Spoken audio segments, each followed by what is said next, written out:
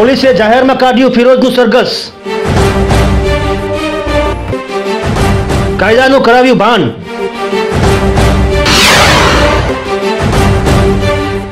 જાહેરમાં માફી માંગી કહ્યું નહીં કરો આવી ભૂલ।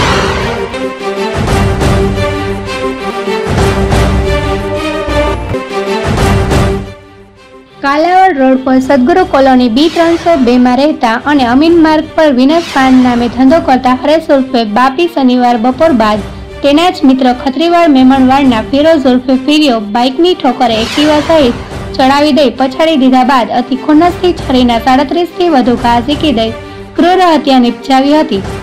ફિરોઝ ઉર્ફે ફિરિયાનું જાહેરમાં સરઘસ કાઢી કાયદાનું ભાન કરાવ્યું હતું।